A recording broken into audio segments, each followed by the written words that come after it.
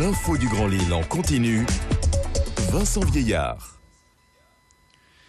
18h sur Grand Lille TV, bonsoir à toutes et à tous, bienvenue dans ce nouveau flash d'information où on commence bien évidemment avec la météo pour votre soirée de ce mardi. Alors vous avez vu qu'il n'y avait pas vraiment de nuages au-dessus de nos têtes, des éclaircies qui ont régulé cet après-midi. On a obtenu donc une alternance tout au long de la journée, ce que devrait obtenir aussi demain. Au niveau du thermomètre, il fera entre 12 degrés à peu près tout au long de la soirée jusqu'à 21h où la température devrait chuter. On attend le même type de journée demain, donc je vous le disais, on en reparle après ce journal avec des prévisions plus complètes. Mais l'information, bien évidemment, de ce flash à 18h, c'est la ville de Lille qui pourrait bientôt avoir son propre téléphérique. Une information confirmée tout à l'heure par Pierre de Saint-Ignon qui travaillerait sur le dossier depuis 20 ans maintenant. Une réalité qui pourrait d'ailleurs se confirmer dans les années à venir, même si le chantier est encore au stade de projet. Beaucoup de choses sont encore à faire, bien évidemment, sur ce dossier. Xavier Silly a rencontré tout à l'heure le premier adjoint à la mairie de Lille. Voici ce qui est sorti de cette interview. Un projet de téléphérique à Lille, eh bien oui, c'est un dossier qui pourrait bien voir le jour dans les prochaines années. Pierre de Saint-Ignon, le premier adjoint à la mairie de Lille en charge du dossier, il travaille depuis plus de 20 ans. On vient de s'entretenir avec lui et désormais il le voit comme un dossier ultra réalisable, toute proportion gardée bien sûr, car il y a tout un panel bien sûr de démarches à effectuer pour qu'il puisse voir le jour. Et en tout cas, selon lui, Martine Aubry, la maire de Lille, en est désormais convaincue. Le téléphérique à Lille pourrait bien arrivée. Elle est revenue sur le projet il y a 6 mois lors d'une réunion publique pour l'arrivée de Fifcaille dans le quartier de Lille-Fives.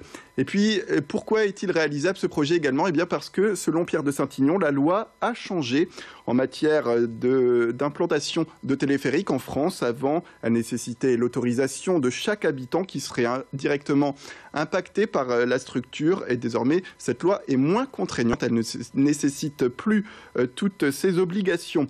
Alors, à quoi ressemblerait le téléphérique à Lille? Eh bien, tout simplement, il permettrait de réaliser pour le moment 3 lignes qui iraient de Lille-Fives à Lille-Flandre, mais aussi de Lille-Fives jusqu'à Saint-Sauveur, mais aussi de Lille-Flandre jusqu'à l'aéroport de Lille-Léquin.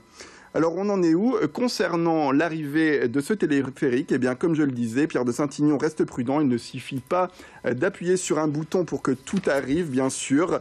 Il y a d'énormes choses à faire. D'abord une étude de faisabilité pour voir si le projet est techniquement réalisable, mais aussi des appels d'offres qui sont nécessaires pour la construction de ce téléphérique. Sans oublier bien la demande de subventions auprès des collectivités comme de la métropole européenne de Lille qui pourrait aider au financement de ce téléphérique. Alors il va aussi devoir convaincre notamment le maire de Léquin pour la ligne en tout cas qui partirait de Lille-Flandre jusqu'à l'aéroport. En tout cas, selon Pierre de Saint-Ignon, pour ce téléphérique, eh bien Martine Aubry est désormais à 100% derrière lui. Merci Xavier. L'actualité de ce mardi, c'est aussi cette opération ce soir pour des étudiants de l'EDEC afin de lutter contre le cancer du sein. À la base de ce projet, des étudiants donc de cette école de commerce et leur association Lueur et Élégance. Un défilé qui a déjà 10 ans. Alors l'an dernier, ils ont pu récolter plus de 7 300 €. Ce soir, à 20h, à l'auditorium de l'EDEC à Roubaix, on espère forcément faire aussi bien, voire mieux. Objectif affiché donc, récolter de l'argent qui sera reversé à la Ligue contre le cancer, mais aussi montrer que les personnes qui subissent cette maladie restent tout de même féminines et belles. Ils organisent ce défilé de mode avec 12 mannequins atteintes de ce cancer et actuellement en soins. Alors présentation de leur soirée et surtout la façon de s'organiser, comment trouver des mannequins qui sont malades et en soins. Les explications au micro de Clotilde Le Guévac. Par le secret médical, on ne peut pas aller vers elle directement. Du coup, on distribue des plaquettes à des hôpitaux de la région. Et les infirmières donc, proposent à ces femmes, et si elles sont partantes pour l'aventure, elles nous appellent. Et dans ce cas-là, on se rencontre, on organise plusieurs rencontres. On fait des apéros avec elles, des répétitions, des journées chouchoutage. Souvent, la maladie, elles disent que ça leur fait perdre espoir et un peu de féminité. Et nous, notre but, c'est vraiment justement de redonner une part de féminité et d'espoir et de courage à des femmes qui pensent l'avoir perdu. Donc voilà, c'est une expérience inoubliable et souvent elles sont quand même hyper contentes de faire partie de cette aventure, quoi. L'actualité de la métropole lilloise, en bref, c'est aussi ce combat mené par l'association Résistance à l'agression publicitaire. Souvenez-vous, au mois de janvier dernier, les membres avaient accroché sur des panneaux publicitaires ces affiches avec du scotch dans le hall du métro à Lille-Flandre. L'association voulait dénoncer le trop grand nombre d'espaces publicitaires, ce qu'ils considèrent comme de la pollution visuelle pour des espaces qui vendraient le regard des passants sans leur demander l'autorisation. Alors leur cible, c'est l'entreprise Clear Channel qui détiendrait la quasi-majorité des espaces publicitaires dans l'île. Société qui a menacé l'association de poursuites judiciaires en cas de nouvelles opérations. Et c'est ce qui s'est passé d'ailleurs ce samedi. Les menaces n'ont donc pas porté leurs fruits et les panneaux ont été de nouveau recouverts d'affiches. Et comme l'expliquait donc le secrétaire de l'association au micro de Xavier Le Silly, leur mission n'est pas là de s'arrêter. On écoutera d'ailleurs le secrétaire de cette association dans les prochaines éditions.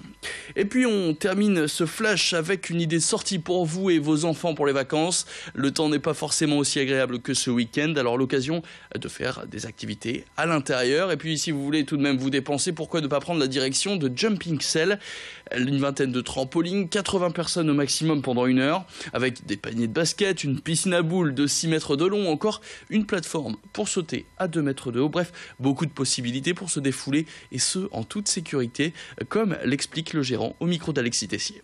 On fonctionne par session d'1 heure, c'est des sessions qui commencent donc toutes les heures pile. Les gens viennent, donc ils viennent s'amuser, ils sont en accès libre, donc ils vont d'une activité à l'autre pendant 1 heure et sont libres de leur déplacement. Donc voilà, il y a un petit briefing de sécurité qui est fait au début de l'heure pour s'assurer que tout se passe bien. Et ensuite on a des superviseurs à l'intérieur qui sont là pour veiller à ce que ça se passe bien dans la structure.